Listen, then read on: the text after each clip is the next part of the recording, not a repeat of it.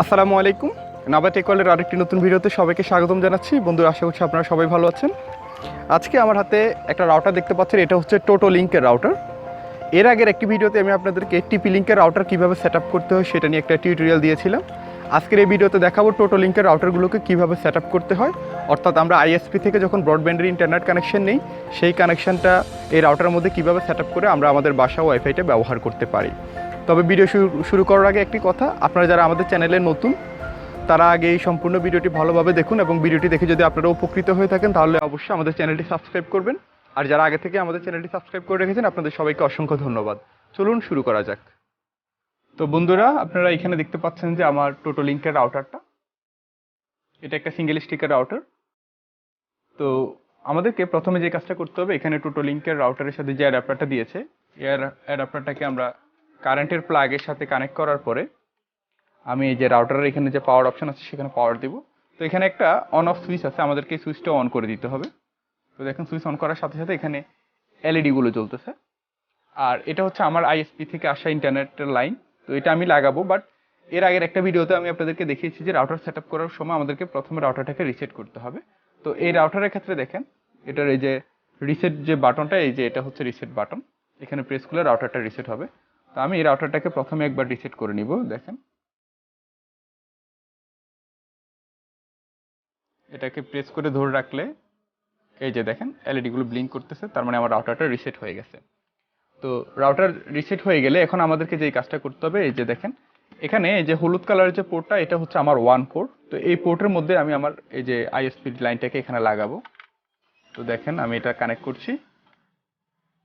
এই যে কানেক্ট করার পরে এখানে এই যে দেখেন এই যে এখানে ইন্টারনেটের যে কানেকশনটা, এই যে সেটাতে এলইডি ব্লিঙ্ক করতেছে, তার মানে আমার আইএসপি লাইনটা এখানে কানেক্ট হয়েছে।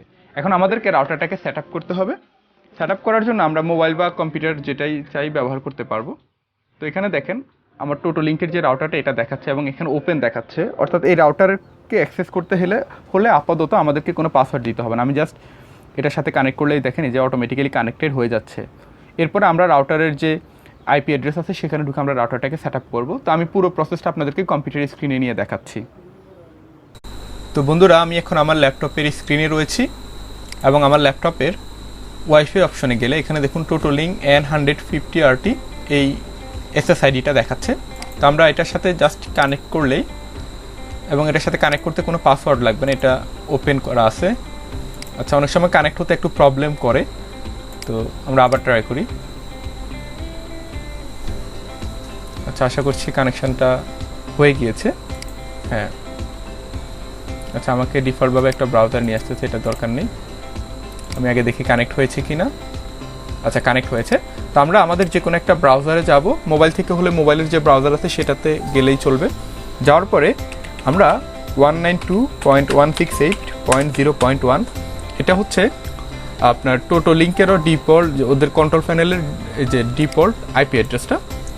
তো আমরা এই অ্যাড্রেসটা দিয়ে এন্টার করব রাউটারে। তো এই অ্যাড্রেসে যদি না আসে, দেখেন আমার এই অ্যাড্রেসটাতে আসতেছে না এই আইপি অ্যাড্রেসটা, তাহলে আমরা কি করব, 192.168.1.1 এই অ্যাড্রেসটা দিয়ে যাব। এই যে দেখেন এটাতে আসছে। তো আপনারা দুইটা ট্রাই করে দেখবেন যে এটাতে আসে আর কি। এরপরে আমাদেরকে এখানে লগ ইন করতে হবে। তো ডিফল্টভাবে হচ্ছে TotoLink-এর ইউজার নেমটা থাকে অ্যাডমিন এবং পাসওয়ার্ডও দেওয়া থাকে অ্যাডমিন। এটা দিয়ে আমরা যদি লগ ইন বাটনে ক্লিক করি তাহলে আমাদেরকে TotoLink-এর যে মেইন কন্ট্রোল প্যানেল আছে সেখানে নিয়ে আসবে। এই যে আপনারা দেখতে পাচ্ছেন যে আমাদের মেইন যে কন্ট্রোল প্যানেলটা সেখানে নিয়ে আসা হয়েছে আমাদেরকে। তো নর্মালি আপনাদেরকে হয়তো এরকম একটা স্ক্রিন প্রথমে দেখাবে। তো আমরা সরাসরি ইজি সেটআপ নামে যে অপশনটা আছে সেখানে চলে যাব। ইজি সেটআপ, ইজি সেটআপে আসার পরে আমরা যেই কাজটা করব সেটা হচ্ছে প্রথমে আমাদেরকে এখানে ওয়ান টাইপটা সিলেক্ট করতে হবে। তো আমার এখানে ওয়ান টাইপ হচ্ছে PPPoE। এটা আপনাকে যখন আইএসপির লোকেরা এসে ইন্টারনেট কানেকশন দিয়ে যাবে তাদেরকে জিজ্ঞাসা করে নেবেন। তো বাংলাদেশে বেশিরভাগ ক্ষেত্রে এখন PPPoE এটা বেশি ব্যবহার করা হয় এবং এটার ক্ষেত্রে জাস্ট একটা ইউজার নেম এবং পাসওয়ার্ড লাগে এই নেটওয়ার্কটা সেট আপ করার জন্য। তো আমাকে যে ইউজার নেম এবং পাসওয়ার্ডটা দিয়েছে আমি সেটা এখানে এন্টার করছি এবং পাসওয়ার্ডটা দিচ্ছি। এরপর আমাদেরকে ওয়্যারলেস সেটিং অপশনে গিয়ে এখানে দেখুন SSIDর এখানে যে ঘর আছে এই ঘরের মধ্যে আমরা আমাদের মন মতো করে একটা এই যে এই আমাদের ওয়াইফাইয়ের একটা নাম দিব।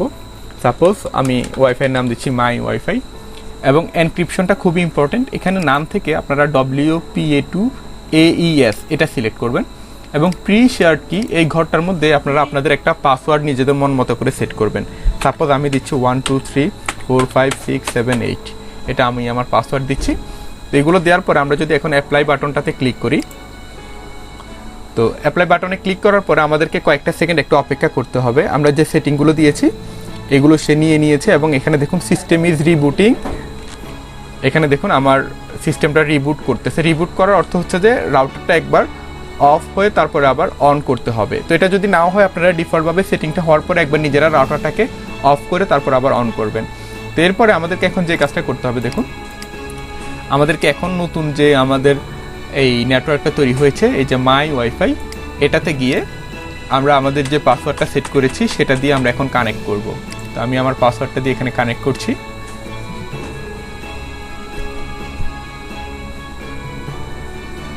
তো আমি আশা করছি কানেকশনটা হয়ে গিয়েছে। হ্যাঁ, এই যে আমি দেখে আপনাদেরকে, এই যে মাই ওয়াইফাই এটা কানেক্ট হয়েছে।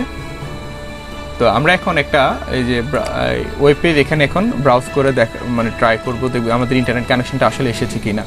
আমি এখন এই যে ইউটিউবে যাচ্ছি, দেখি আমাদের নেট কানেকশনটা সেট আপ হয়েছে কিনা। হ্যাঁ, এই যে দেখুন আমি ইউটিউবে অলরেডি মানে চলে এসেছি, তার মানে আমাদের যে রাউটারটা ঠিকভাবে সেট আপ হয়েছে এবং আমরা ইন্টারনেটের সাথে কানেক্টেড হয়ে গিয়েছি।